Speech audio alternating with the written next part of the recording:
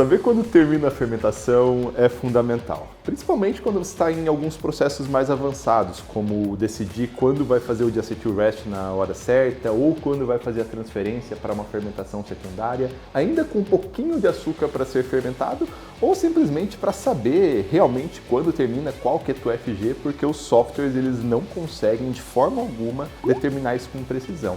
Existe um teste simples, chama fermentação forçada, que em 24 horas você vai saber qual que é o FG e aí você pode usar isso para fazer suas operações dentro do que você quer dentro da cerveja. E o teste é muito simples mesmo. Basicamente o que você vai fazer é pegar a sua fermentação que está acontecendo quando você inoculou e você vai dar condições para ela acontecer mais rápido. Como? Aumenta a temperatura e a agitação. É só isso. Eu tenho aqui um Erlenmeyer, ele está com álcool aqui dentro e uma barra magnética. Eu vou dar agitação por meio da barra magnética. Não é necessário, mas é o padrão do teste. Ó, tá com álcool aqui dentro, eu tenho papel alumínio, tá com álcool aqui também. Vou tirar o álcool, porque o álcool vai atrapalhar as leveduras a crescerem. Aqui, ó, bonitão, tudo lindo. E agora, vem pra cá. Eu acabei de inocular e aerar esse mosto e está começando a fermentação. E agora, nessas condições que ele está, eu vou pegar uma alíquota e eu vou colocar aqui no Erlenmeyer. Só que com muito cuidado para não contaminar nada. Álcool em tudo, álcool aqui onde vai tirar, mas lembrando, eu acabei de limpar, só estou colocando de novo só para ilustrar. E eu vou pegar aqui, ó, muito simples.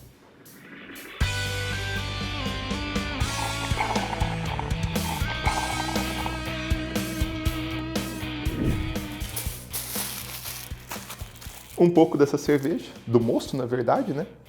E a gente vai colocar isso aqui para agitar e vai deixar só 24 horas.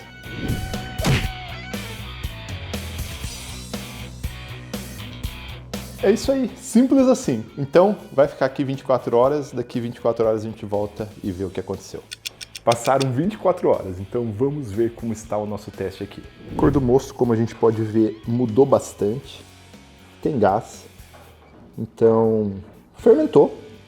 Tomara que tenha fermentado tudo e agora a gente simplesmente vai desligar, dar uma olhada aqui e vai analisar o extrato. Vou pegar uma gota aqui, colocamos no refratômetro e vamos fazer a leitura. Então nós temos aqui 6,65, 6,45, vai estabilizar por volta de 6,5. É isso aí. 6,45 na verdade, então dá para ver no densímetro também. Nesse caso aqui é até mais fácil, que não precisa de correção, né? No densímetro a gente está tendo 1010 mais ou menos de FG esperada. No refratômetro dá também, a gente só precisa fazer a correção da densidade porque é fermentado, então começou em 1048, coloquei a leitura agora, 1065 e a FG, a densidade estimada 1011, que está ali bem perto, as duas estão ali condizentes uma com a outra. Tá, e agora o que eu faço com essa informação? A gente sabe que o nosso limite de atenuação é 1011 ou 2,8 platos. Isso é o limite que o nosso mosto pode chegar, a não ser que eu tenha sido precipitado e tenha coletado isso antes e ainda possa fermentar um pouco mais. Acontece, não é o caso aqui, já passaram-se umas 30 horas mais ou menos. É bom até dar um tempinho a mais, 36 horas só por garantia, mas a gente sabe que esse é o limite que o nosso mosto vai chegar. Se tiver tudo certo lá dentro, se você oxigenou bem e tudo mais, porque, notem, esse foi uma condição um pouco diferente, tinha mais oxigênio, estava ali mais agitado, temperatura mais alta, a levedura ela conseguiu consumir rapidamente. Pode ser que no fermentador tenha uma pequena diferença, não é para ser muito grande.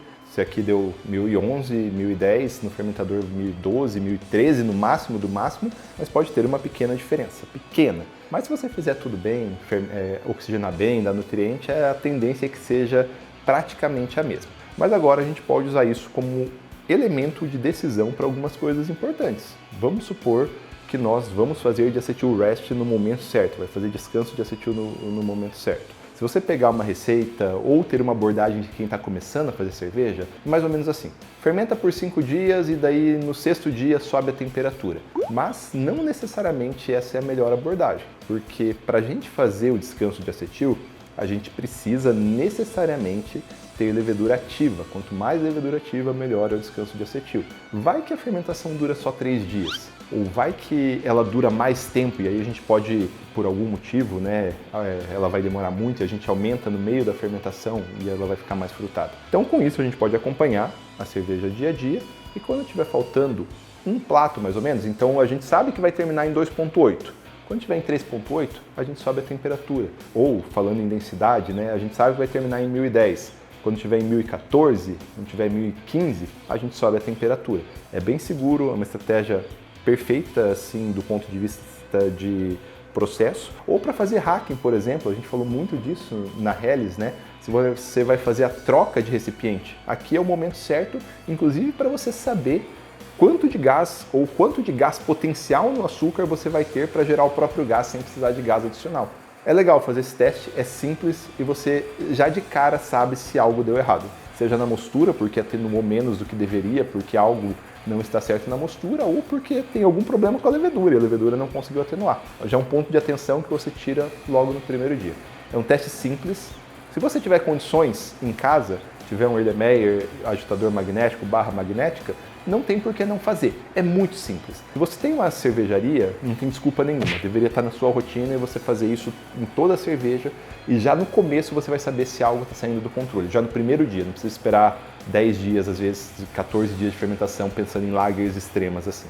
E é mais um dado que a gente tem para tomar decisões. Vídeo simples, mas se você gostou, deixe seu like aqui embaixo e hype o vídeo se foi bom para você e até o próximo.